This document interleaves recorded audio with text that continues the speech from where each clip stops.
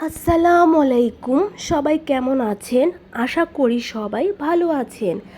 আজ আমি রান্না করব হাতে মাখা মুরগির মাংস। তো চলুন হাতে মাখা মুরগির মাংসের মজাদার এই রেসিপিটা দেখে আসি। এজন্য এখানে আমি একটা পাকিস্তানি মুরগি নিয়ে নিয়েছি। আর হাতে মাখা মুরগিটা না পাকিস্তানি মুরগি বা দেশি মুরগি দিয়ে রান্না করলেই বেশি ভালো হয়। এখন মশলা দিয়ে মাখিয়ে নিব। দিয়েছি লবণ, হলুদ, মরিচ, ধনিয়া, জিরা আর গরম মশলা। আর সামান্য একটু দিয়েছি আমি মেজবানি মশলা। সব কিছু আমি পরিমাণ মতো দিয়ে দিয়েছি। এখন আদা বাটা দিয়ে দিচ্ছি আমি 2 টেবিল চামচ। এখন খুব ভালো করে মুরগিটাকে আমি হাত দিয়ে মাখিয়ে নিব। আমরা যেভাবে গরুর মাংসটা মাখিয়ে রান্না করি ঠিক সেভাবেই। এখন খুব ভালো করে হাত দিয়ে মাখিয়ে আমি মুরগিটাকে জাস্ট 20 মিনিট জন্য একটু রেখে দিব ম্যারিনেট করে। তারপর আমি রান্না করতে চলে যাব। আজ আমি মুরগিটা রান্না করব মাটির কড়াইতে, তাহলে মুরগিটা খেতে আরও বেশি টেস্ট হবে। কড়াই বসিয়ে কড়াইটা একটু গরম করে নিয়ে দিয়ে দিলাম পরিমাণ মতো তেল। আর এই মুরগিটাতে একটু তেলের পরিমাণটা বেশি দিতে হবে। দিয়ে দিলাম গরম মশলা, দারচিনি, এলাচ ও তেজপাতা। গরম মশলাটাকে হালকা একটু জাস্ট 30 সেকেন্ডের মতো ভেজে নিয়ে এখানে আমি দিয়ে দিলাম হাফ কাপ থেকেও একটু বেশি পেঁয়াজ কুচি। যেহেতু এই মুরগির মাংসটা ভুনা ভুনা টাইপের হবে, তার জন্য কিন্তু পেঁয়াজের পরিমাণটা বেশি দিতে হবে।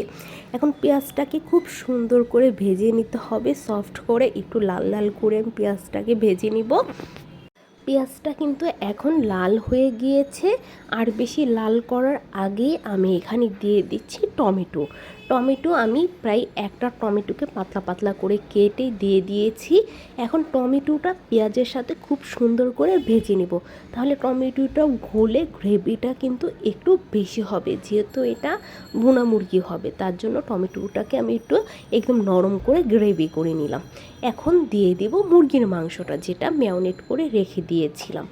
আর জাস্ট ভোলটা হালকা একটু ধুয়ে অল্প একটু পানি দিয়ে দিব, কিন্তু এখন না। আমি আগে মুরগিটাকে তেলের মধ্যে একটু ভেজে নিব। যেহেতু হাতে মাখা মশলা, একটু তেলের মধ্যে মুরগিগুলো ভেজে নিলে কিন্তু মুরগির টেস্টটা দ্বিগুণ বেড়ে যাবে। এখন এজন্যই কিন্তু আমি তেলের পরিমাণটা বেশি দিয়েছিলাম, যেন আমি মুরগির মাংসগুলো একটু ভেজে নিতে পারি। বেশ কিছুক্ষণ কিন্তু আমি সময় নিয়েই মুরগিগুলো কিন্তু আমি ভেজে নিচ্ছি। মুরগিগুলো খুব সুন্দর করে আমার ভাজা হয়ে গেছে। আর এই মাটির হাঁড়ি থেকে কিন্তু খুব সুন্দর একটা স্মোকি ফ্লেভার আসে ভাজার সময়, খুবই ভালো লাগে। এখন ওই যে বললাম মশলার বাটিটা ধুয়ে আমি অল্প একটু পানি রেখেছিলাম, সেই পানিটা কিন্তু এখন দিয়ে দিলাম। এখন আর কোনো পানি দিব না।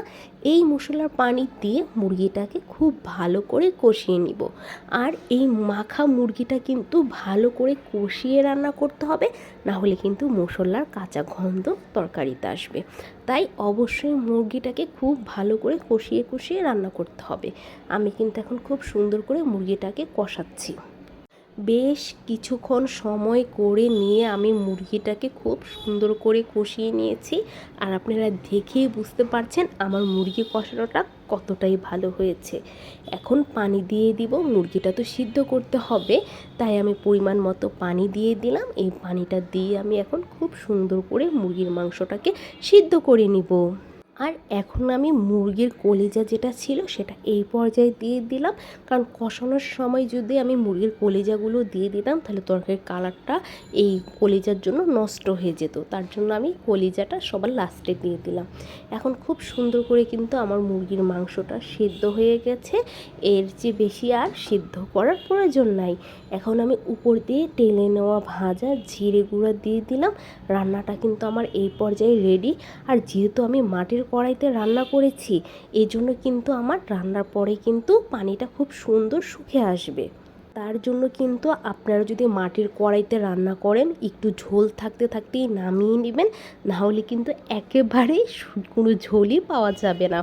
তো দেখতেই পাচ্ছেন আমার মুরগি রান্নাটা কতটাই সুন্দর হয়েছে আর এতটাই টেস্ট হয়েছে। আমি যে ঢাকার ভিতরে এই মুরগির মাংসটা খাচ্ছি মনেই হচ্ছে না, মনে হচ্ছে গ্রামে খাচ্ছি। আল্লাহ হাফেজ।